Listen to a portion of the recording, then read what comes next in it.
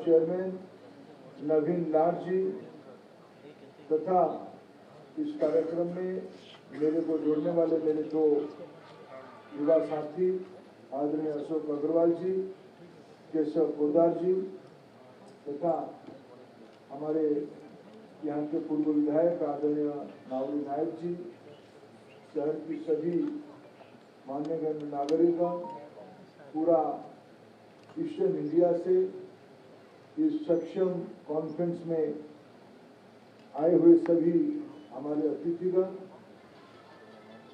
IIM के प्राध्यापक, छात्र तथा अन्य नागरिकगण, पत्रकार साथीगण, मैं आप सबको संबलपुर में स्वागत करता हूं।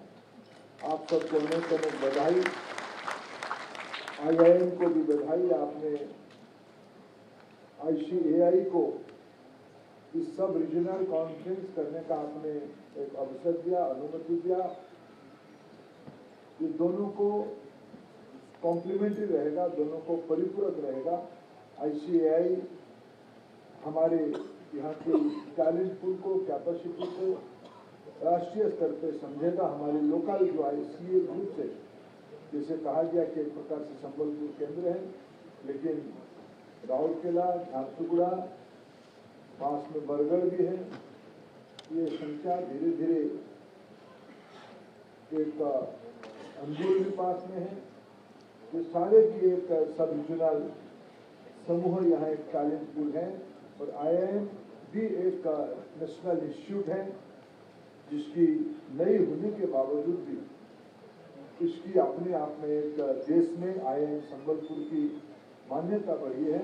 और आने वाले दिनों में आप दोनों के बीच में ऐसा और संपर्क समन्वय बढ़े, इसी शुभेच्छा के साथ मैं आपको फिर एक बार बधाई देता हूँ। आपकी इस व्हाट्सएप की concept empowering professionals and enabling progress, तो जैसे हमारे मित्र हमारे पटवा जी ICAI के बारे में पर्सपेक्टिव दे रहे थे, थोड़ा बहुत तो मेरे को पहले से भी मैं परिचित हूँ आपकी दुनिया से।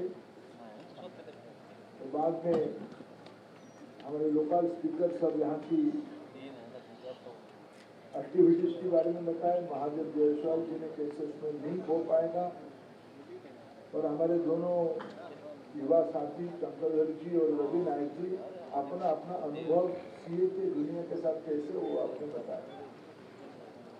मेरा कुछ अपेक्षा आप लोगों के सामने है कि मैं मानता हूं आप लोगों की कंट्रीब्यूशन नेशनल इकोनॉमी को बड़ा करने में बहुत रहा है। आज हम दुनिया की 4th लार्जेस्ट इकोनॉमी बन चुके हैं।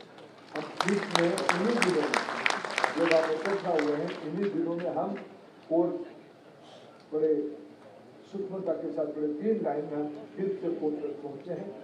और हमारी लक्ष्य है, अगर सीधा बिजनेस में आऊँ, मेरे एक्सपेक्टेशन आपके सामने रखूँ और आपकी रोल के बारे में मेरा कुछ समझ में आपके सामने कहूँ। अगर 5th लार्जेस्ट इकोनॉमी आज हैं, 4th बन गए हैं, और हमें आने वाले दिनों में जो जियोपॉलिटिकल सिचुएशन है, हम आने वाले दिनों में 3 तो बनेंगे ही। मेरा तो अपेक्षा है और विश्वास है 2047 तक जब हम डेवलप्ड नेशन बनेंगे, तब हम दुनिया के क्वालिटेटिव और क्वांटिटेटिव दोनों में 1 नंबर हो जाएंगे। 1 नंबर।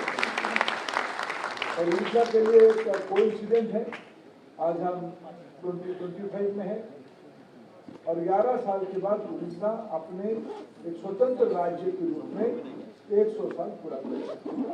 आने वाले 11 साल और उसके आगे 47 तक आने वाले 22 साल, एक मिड वे में 11 और 22, ये 2 टारगेट पॉइंट के साथ हम शताब्दी मना रहे होंगे। और जिस स्थिति में आज हम लोग हैं, हमारा इकोनॉमिक साइज पे, और पिछले दिनों में आप लोगों ने जो भूमिका निभाई, मैं आप सबको फिर एक बार बधाई दूंगा, जिसमें डीमोनेटाइजेशन करके चीजों को क्लीन अप करने में। उन दिनों में मैं प्रधानमंत्री जी के साथ एक कार्यक्रम पे गया था, ICAI का एक राष्ट्रीय सम्मेलन दिल्ली में हुआ। आप लोग भी अनेक लोग मित्र उसमें आए भी होंगे। उसमें प्रधानमंत्री जी ने आपसे थोड़ा बताया जैसे पंकज जी जो बताया वो प्रधानमंत्री देश की पर्सपेक्टिव वही बताया। ये डीमोनेटाइजेशन के समय में रास्ता आप ही ने बताया, उसको समाधान आप लोगों ने किया और आप लोगों ने हैंड ओवर भी किया। बाद में हम लोगों ने, मैं जो बिग पिक्चर रिफॉर्म कहता हूँ, हम लोगों ने आईबीसी लेके आया, एनसीएलटी लागू हुई और हमारे संबलपुर जिला तो एनसीएलटी की मॉडल की एक ग्लोबल नेशनल केस स्टडी बनेगा। अभी अभी जो जेएसडब्ल्यू में हुई है वो अपने आप में आईबीसी और एनसीएलटी के प्रॉब्लम रिजोल्यूशन की एक केस स्टडी है। उसमें जुडिशियरी की रोल, आप लोगों की आर्ग्यूमेंट, फैक्ट शीट की चेकअप करना और सारे चीजों को फिर उसमें भी हम उभर जाएंगे। आज मैंने अखबार में पढ़ रहा था कि सरकार उसमें अभी तक कुछ नहीं कही है। रिफॉर्म होता है, रिफॉर्म जब लैंडिंग होता है उसमें थोड़ा बहुत चैलेंज भी आता है। उस समय में आप लोगों की रोल बड़े प्रमुख हो जाते हैं, बड़े वाइटल हो जाता है। आप उसको क्लाइंट को जैसे समझाओगे वो ऐसे ही समझेगा। और मैं आपको बधाई देता हूँ, पिछले दिनों में आज अगर आप लोगों की नेतृत्व नहीं रहता, मैं मदद शब्द कम हो जाएगा, नेतृत्व। फाइनली वेल्थ क्रिएशन देश का पहला प्रधानमंत्री है जिन्होंने कहा कि हमें वेल्थ क्रिएशन करना है। वेल्थ क्रिएटर को मैं सैल्यूट करता हूँ। मित्रों, अगर हम वेल्थ क्रिएशन को हम लोग सम्मान नहीं करेंगे, महत्व नहीं देंगे, तब देश की अर्थनीति यहाँ तक नहीं पहुँचता। इसमें आप लोगों की एक कैटलिस्ट की भूमिका है।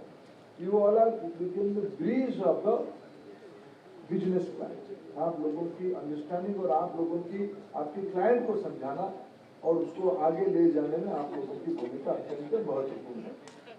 मैं इस पृष्ठभूमि में मैं सीधा उड़ीसा आता हूँ, सीधा वेस्टर्न उड़ीसा आता हूँ, सीधा संबलपुर की इस IIM की कॉन्फ्रेंस चलने आता हूँ। तो मैंने इन दिनों में इस IIM की कॉन्फ्रेंस चलने साल भर पहले, उसे थोड़ा 1.5 साल हो गया होगा, हम लोगों ने उड़ीसा में 100 क्यूब्स की एक विजन सामने रखा था। पहले IIT भुवनेश्वर में उसको लॉन्च किया, बाद में उसकी एक कल्पना हमने IIM संबलपुर की इसी कॉन्फ्रेंस में आप लोगों ने बहुत लॉन्ग फ्रेंड्स उस समय में उपस्थित थे। मित्रों, अभी जो फोर्ब्स की एक अचीवर की लिस्ट निकली, उसकी कनेक्शन संबलपुर के साथ है। हमारी यूनिवर्सिटी इंजीनियरिंग कॉलेज बुर्ला के 3 बच्चे हैं, एक ग्रुप है, 2 ग्रुप, कुछ हमारे बुर्ला के स्टूडेंट्स की ग्रुप है। एक उसमें बोधिसत्व है, IG ड्रोन्स का वो प्रमोटर है। बोधिसत्व इस बार की पहलगांव की बाद में जो ऑपरेशन सिंदूर हुआ, ऑपरेशन सिंदूर में हमारे उड़ीसा से संबलपुर की एक स्टार्टअप वो अभी भी क्लेम करता है कि मैं संबलपुर की रजिस्टर्ड स्टार्टअप हूँ। बुर्ला की पढ़ा हुआ लड़का रॉकेट में कुछ काम शुरू किया था और IG ड्रोन की कंपनी बनाई। उन्होंने इस बार ऑपरेशन सिंदूर में 1000 ड्रोन यहीं से उड़ीसा से मैन्युफैक्चरिंग करके सीधा करते हैं। जर्मिनेशन यही हुआ, इसी देश में हुआ, बुर्ला की इंजीनियरिंग कॉलेज में हुआ।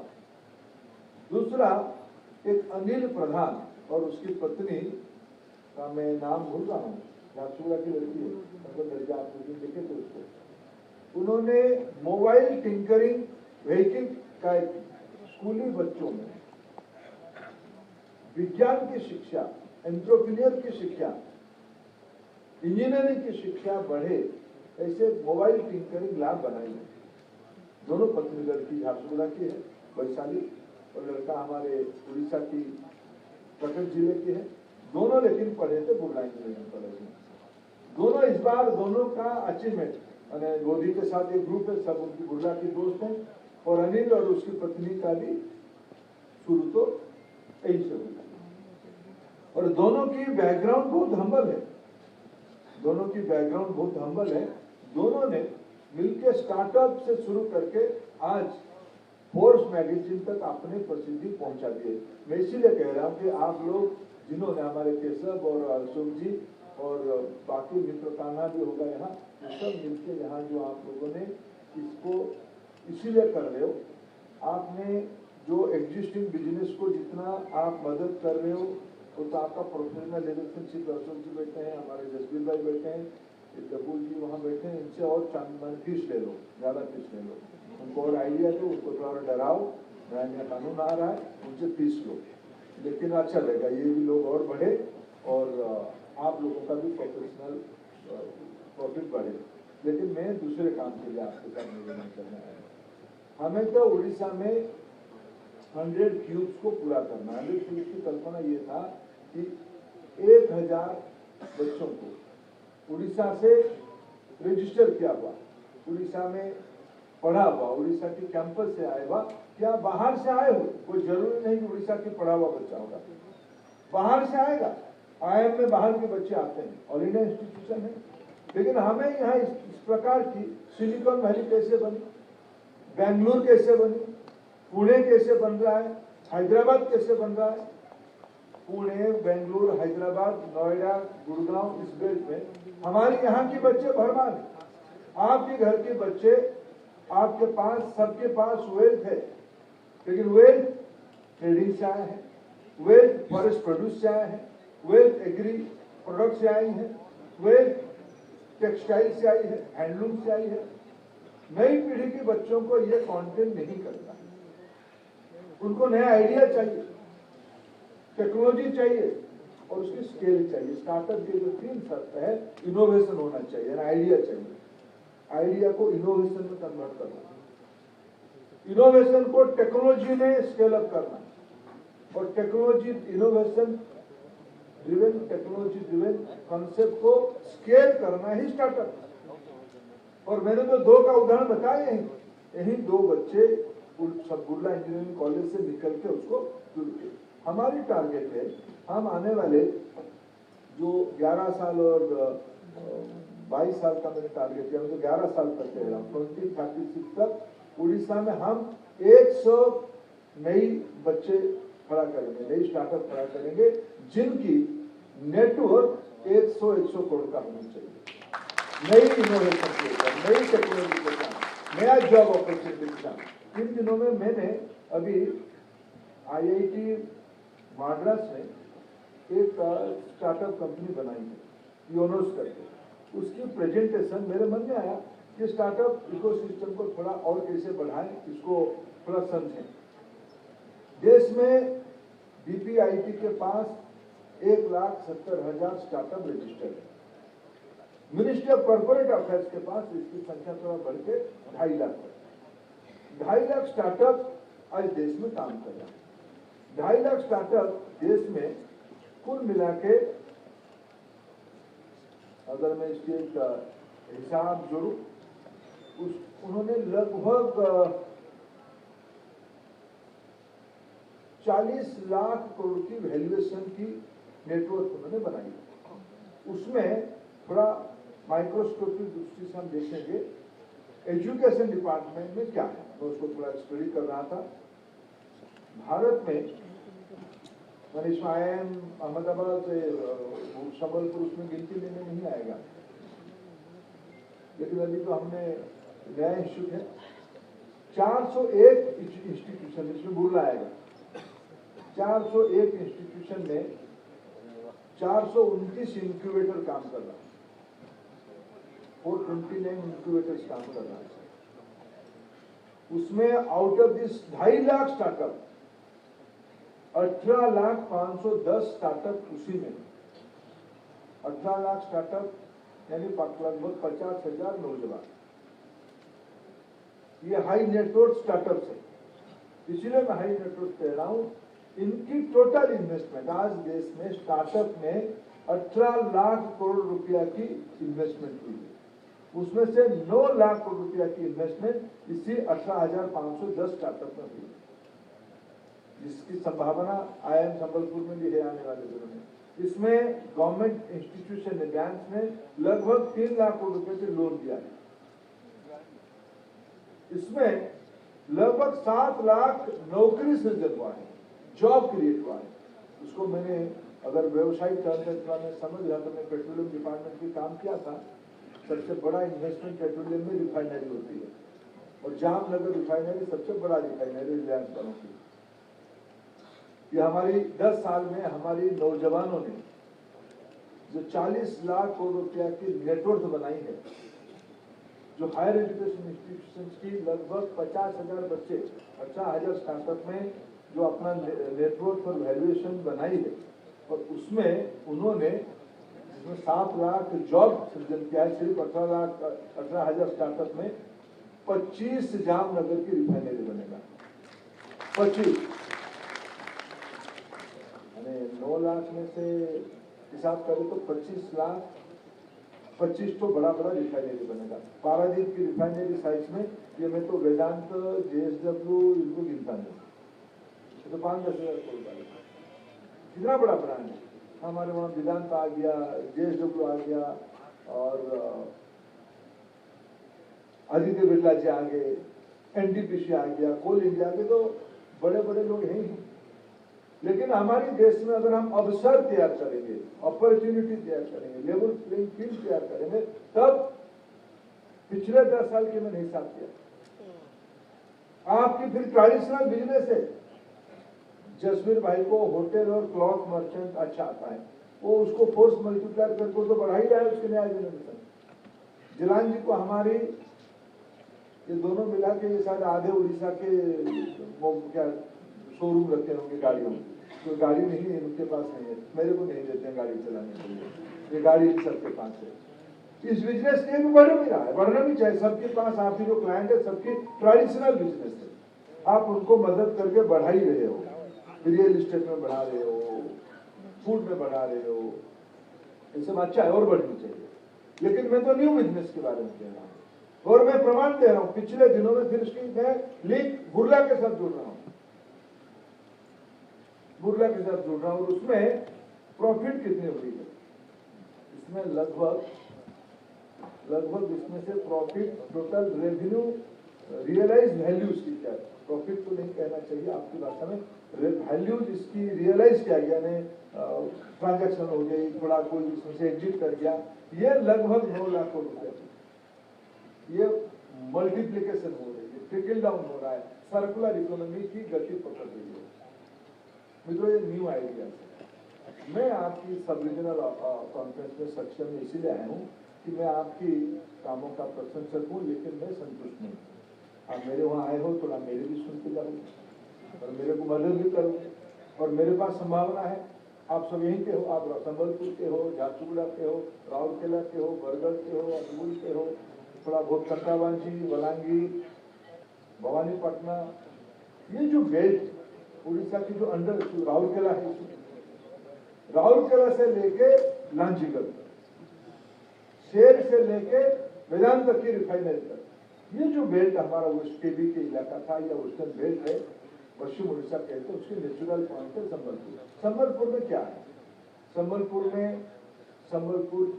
इंजीनियरिंग, बुर्ला इंजीनियरिंग कॉलेज है, यूनिवर्सिटी ऑफ टेक्नोलॉजी है, मेडिकल कॉलेज है, यूनिवर्सिटी है, गंगाधर मेहर यूनिवर्सिटी है, IIM है, ओपन यूनिवर्सिटी है, क्वालिटी की 6 OUT है, 7 इंस्टीट्यूशन यही है, यूनिवर्सिटी है। ये आने वाले दिनों में और बढ़ेगा, ये आने वाले दिनों में 10-15 तक भी जाएगा। या क्वालिटेटिव स्कूल, CBSE और स्टेट बोर्ड की ICSE के क्वालिटेटिव कम से कम 25 स्कूल है। यहाँ एक लोकल वाइब्रेंट इकोनॉमी है, मैं सारे बेल्ट को मिला कर दे रहा हूँ। DAV एक यूनिवर्सिटी खोलने जा रहा है राउरकेला में, बलांगीर में यूनिवर्सिटी खुल चुकी है। इस बेल्ट में एक्सक्लूसिव 10-15 यूनिवर्सिटी आज है, और उसमें Burla is not less than IIT। मैं IIT के दायित्व में हूँ, NIT के दायित्व में, यही NIT राउरकेला है। तो ये संबलपुर उसकी एफिशिएंट है। झारसुगुड़ा के एयरपोर्ट में अभी 7 फ्लाइट चल रहा है। अभी शंकर जी हम बात कर रहे थे और ढूंढते ये 3 था फ्लाइट, 3 को पिछले साल में हम लोगों ने और 4 जुड़ा है। लखनऊ जा रहा है, बेंगलुरु पहले जा रहा था, बॉम्बे रिपीट हुआ, रायपुर जा रहा है, जयपुर जाएगा, उसका एक्सप्लोर हो जाएगा। हैदराबाद जा रहा है, हैदराबाद पहले भी जा रहा था बंद, अब इसकी वायबिलिटी धीरे धीरे बढ़ रहा है। एक अभी अमिताभ कांत जी इधर आए थे, आए थे, बुर्ला भी गए थे। आप सब लोगों को संपदर जी ने अनुरोध किया है, यहाँ का आने वाले दिनों में प्रोडक्ट क्या क्या होगा, यहाँ के आने वाले दिनों में एक नॉलेज बेस्ड सोसाइटी के नाते हमें यहाँ ग्रीन क्लस्टर बनाने पड़ेगा। मेरी इच्छा है कि इलेक्ट्रॉनिक्स एंड डिजिटल वर्ल्ड की कुछ इंडस्ट्री यहाँ है, इलेक्ट्रॉनिक्स मैन्युफैक्चरिंग क्लस्टर बने, गारमेंटिंग की एक बहुत बड़ा स्कोप यहाँ हो सकता है, एग्री प्रोड्यूस की next level value, rice mill हो गया था, लेकिन उसके आगे क्या, एथेनॉल की दुनिया जुड़ सकती है। एग्री वैल्यू, मैं अभी एक सनातन पाली गांव गया था, यहाँ मेरे को बताया गया कि धान की पर एकड़ 50-60 हजार रुपया की आमदनी है। अगर मेरी गोल्ड फूल बनाया जाएगा, ये जो मेरी गोल्ड फूल ये सब कलकत्ता से आता है, यहाँ की लोकल मार्केट में, अगर मेरी गोल्ड फील्ड हम बनाएंगे पर एकड़ 2 लाख रुपया होगा। ये कौन समझाएगा?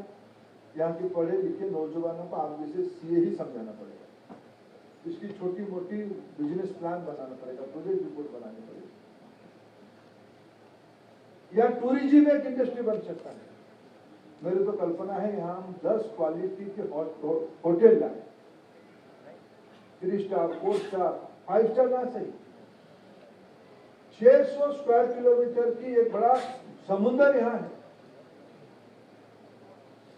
ईरान और कतार एक एंड से दूसरा एंड के अंदर गल्फ ऑफ आर्वियन गल्फ है।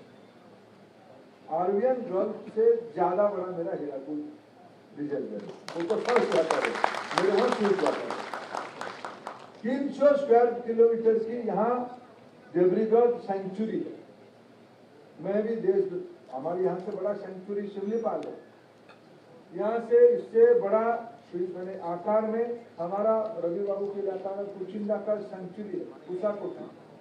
लेकिन एयरपोर्ट से 1 घंटे के अंदर सेंचुरी के अंदर जाके रूम में रहने की एक ही जगह है, जहां बाइसन भी मिलेगा, जहां लियोपार्ड भी मिलेगा, जहां डियर भी मिलेगा, जहां पिकॉक भी मिलेगा, जहां डियर भी मिलेगा, जहां बार्स भी मिलेगा। मैं तो कहूँगा आने वाले दिनों में आप लोगों की सभी के परिवार के साथ अभी से बुक करिए। आप इस बार देवरीगढ़ में कम से कम यहाँ की अंडरस्टैंडिंग बढ़ाने के लिए और इसको देखने के लिए आप देवरीगढ़ आइए। मित्रों, यहाँ हम लोग लगेंगे, टेक्सटाइल यहाँ एक नया लेवल पे जा सकता है। यहाँ बेसिक विंग कम्युनिटी है, वहाँ बरगढ़ में एक भारत सरकार की टेक्सटाइल ट्रेनिंग इंस्टीट्यूट भी है, उसको आने वाले दिनों में और बढ़ाएंगे। नया इकोनॉमी को जोड़ना पड़ेगा। यहाँ इंडस्ट्री और एग्रीकल्चर की बेसिक कंसेप्ट आ चुका है, ट्रेडिंग पॉइंट तो है ही है, हम तो ट्रेडिंग कम्युनिटी है और ट्रेडिंग पॉइंट हमारा है। लेकिन इसके अलावा अगर मेरे बुर्ला कॉलेज की स्टूडेंट्स फोर्स मैगजीन तक जा सकते हैं, हम आने वाले दिनों में कॉम्पिटिशन बढ़े, हर एक साल में फोर्स मैगजीन दुनिया की और जगह पे हमारी प्रसिद्धि बढ़े। ये सारे की चाणक्य कौन है? ये सारे की चाणक्य आप ही लोग हैं। आप लोग इसको समझो और समझाओ। मैं आपके सामने विचार के लिए और 2-4 विषय छोड़ के जाऊंगा। सक्षम कह लो, लेकिन कम्युनिटी बढ़ेगा तो बिजनेस की वॉल्यूम बढ़ेगी। आईटीसी वाले बेवकूफ कहेंगे कि 1 रुपया की शैम्पू की पाउच बनाते हैं, लाइफ बॉय की 2 रुपया की टिक्की बनती है। बिजनेस वॉल्यूम होता है बॉटम ऑफ पिरामिड। आज भारत सरकार, राज्य सरकार दोनों मिलकर पीएम सूर्य घर बना रहे हैं। मैंने आके राजस्थान साहब को कहा कि साहब आपके वहां और रूफटॉप लगाओ। भारत सरकार, राज्य सरकार मिलकर 1,20,000 रुपया सब्सिडी देते हैं एक इंडिविजुअल को। मैं भूल रहा हूँ कितने किलोवाट का होगा, 3 किलो। जम्मू भाई क्या करते भाई आप सूर्य घर में? आप तो आपने सरकारी सब्सिडी लेके बनाएंगे या ट्रेडिंग में उसको इंस्टॉलेशन में लगा हुआ है, तो भाई आप लोगों से कॉम्पिटिशन में ज्यादा है। वो कहा देखो बॉटम ऑफ पिरामिड तक पहुंच गए, 3 किलोवाट तक आप 1,20,000 रुपए की गवर्नमेंट सब्सिडी। आप लोग, आपकी क्लाइंट, आपके जो क्लाइंट के पास काम करने वाले लोग गरीब और मध्य वर्ग के लोगों आपको परसुएट करना चाहिए कि भाई आप पीएम सूर्य घर में आओ, यहाँ ग्रीन एनर्जी का एक हम बड़ा पूल बना। कहने का उद्देश्य हमारे वहां तो थर्मल पावर अबंडेंट, हम तो हिराकुद के ऊपर है तो हमारे पास हाइड्रो पावर भी है, लेकिन हमें आने वाले दिनों में हम सब लगेंगे तो ग्रीन एनर्जी बढ़ेगी। स्ट्रीट वेंडर के लिए कोलैटरल फ्री एक लोन की व्यवस्था भारत सरकार ने किया है, शोर निधि। मैं नहीं जानता हूं कि आपने किसने इसके बारे में स्टडी किया। आपकी जो चैम्बर के सामने कम से कम आप प्रयोग करो, आमने सामने जो 10 रेडी पटरी में बैठने वाले, ठेला वाले, सब्जी वाले, चार भाजिया वाले बैठे, उनको कम से कम आप मदद करो शोर निधि में जुड़ने के लिए। बैंक वाले लगे हैं लेकिन बैंक वाले आपके पास भी आते हैं। कम से कम हमारी यहाँ मैं आपसे अपेक्षा रखूंगा, आप सब जिला कॉन्फ्रेंस में से तय करो, हर एक सीएम मित्र कम से कम 10 लोगों की जो हमारी शहर के, हमारी दुकान के पास, हमारी ऑफिस के पास, हमारे क्लाइंट के दुनिया में जो स्ट्रीट वेंडर है, वेस्टर्न उड़ीसा में कोई स्ट्रीट वेंडर नहीं रहेगा जो स्वनिधि में जुड़ा नहीं रहेगा, इंटरेस्ट फ्री लोन जिसको नहीं मिलेगा। यहाँ बहुत फार्मर्स प्रोड्यूसर ऑर्गेनाइजेशन बढ़ रहा है। मैं जो सब कह रहा हूँ ये नॉन प्रॉफिट मेकिंग बिजनेस है, आपके लिए प्रोफेशनल असाइनमेंट हो सकते हैं, नॉन प्रॉफिट है, ये आपके CSR के हिस्सा बननी चाहिए। FPO की अकाउंट बुक ठीक करना, FPO को हैंड होल्डिंग करना, ये आपकी काम हो सकता है। लक्ष्यपति दीदी एक तेजी से बढ़ने वाला इंस्ट्रूमेंट रूरल एम्पावरमेंट में, वुमेन एम्पावरमेंट में बढ़ रहा है, उसमें आपकी मदद चाहिए। बेचारे लक्ष्यपति दीदी को ग्रोथ करना है तो आप उसको अकाउंटिंग समझनी चाहिए। ये आपको सब 3-4 विषय मैंने बताया, पीएम सूर्य घर, स्वनिधि, FPO, लक्ष्यपति दीदी, इसकी कोई 1 रुपया की प्रॉफिट आपको होगा नहीं, लेकिन आपके मन को इतना संतोष देगा अगर आप 5, 10, 15 लोगों को थोड़ा मदद करोगे। 5, 10, 15 लोग जब बस के हजारों में पहुंचेंगे, जब उनकी इकोनॉमी फॉर्मलाइजेशन की ओर बढ़ेगा, उसकी प्राथमिकता इसमें आपका अपेक्षा मदद करिए। तो और एक अपेक्षा रखूंगा कि बारिश के दिन आएगा थोड़े दिन। सच में मैं अभी दिनों में टिटलागढ़ गया था, आप में से टिटलागढ़ की, तो बलांगीर जिले में पानी की अभाव नहीं है, लेकिन पानी की कैरिंग कैपेसिटी का चुनौती है, और वहाँ इसीलिए टिटलागढ़ में आराम से 48-50 तक गर्मी चली जाती है। आप लोगों की घर किसी की ब्रजराज नगर में होगा, आप लोगों की घर किसी की संबलपुर में भी होगा, आप लोगों किसी घर लाहौल में होगा। इस वेज में गर्मी कितना होता है, हीराकुद की थोड़ा बाहर जाओ, गर्मी अपने आप में 4-5 डिग्री बढ़ जाता है। पिछले दिनों में डिफॉरेस्टेशन इस देश में 50-60 साल में इंडस्ट्रियलाइजेशन काफी हुई, जब हुआ सब हुआ, उसको छोड़िए अभी तो कम से कम हम इस वेज में, मैं तो जयसवाली को पिछले दिनों में भी कहा था, आने वाले 5 साल के बाद IIM संबलपुर जंगल के अंदर होनी चाहिए। आज एक प्लेन लैंड भी क्या, आने वाले 5-10 साल के, ज्यादा देर नहीं, 5-10 साल के अंदर ये जंगल के अंदर होनी चाहिए। ग्रीनरी बढ़ेगा तब सस्टेनेबिलिटी बढ़ेगी, तब इकोसिस्टम बढ़ेगी, तब क्लीन सिटी होगी, तब सस्टेनेबल सिटी होगा। सस्टेनेबल सिटी कोई एकेडमिक विषय नहीं है। सस्टेनेबल सिटी यानी हमको वेस्ट मैनेजमेंट की प्लानिंग करना पड़ेगा। सस्टेनेबल सिटी यानी हमको ट्री लगानी पड़ेगी। सस्टेनेबल सिटी यानी हमको रेन कंजर्वेशन करना पड़ेगा। सस्टेनेबल सिटी यानी हमको ग्रीन एनर्जी पर निर्भरता बढ़ानी पड़ेगी। ये छोटी छोटी कदम, ये कल्चर बनाने के लिए आप जो ट्रेडिशनल बिजनेस को कर रहे हो, मदद कर रहे हो, गाइड कर रहे हो, प्रोफेशनल कंसल्टेंसी दे रहे हो, उसको बढ़ाइए। उसके अलावा मैंने कहा कि मेरा पूरा विश्वास है संबल को देश की एक स्टार्टअप हॉटस्पॉट हम बना सकते हैं। उसके सारे गुण हैं। 5-6 यूनिवर्सिटी मैंने इसे गिनाया, 7 यूनिवर्सिटी गिनाया, medtech, agritech, trading, tourism, textile, manufacturing, logistic, mines. इस बार भारत सरकार ने बजट में मैन्युफैक्चरिंग मिशन बनाई।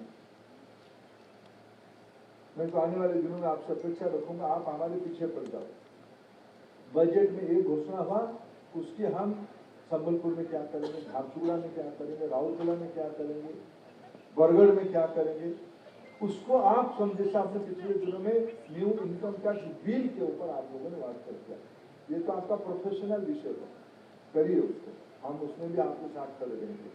और झारसुगुड़ा एयरपोर्ट होने का अगर किसी को मैं झारसुगुड़ा से दिल्ली से भेजता हूँ, बॉम्बे से आने के लिए कहता हूँ तो कोई दिक्कत नहीं हो रहा है, तो तुरंत आके झारसुगुड़ा पहुंचने के लिए जब लौटता है वो उसके आनंद वो मेरे को बताता है। इतना नजदीक था, भुवनेश्वर जाते साइकोलॉजिकली 2 घंटा, झारसुगुड़ा आने में 1 घंटा 50 मिनट, तुम 10 मिनट का तो एडवांटेज हो गया, उड़ीसा पहुंच गया।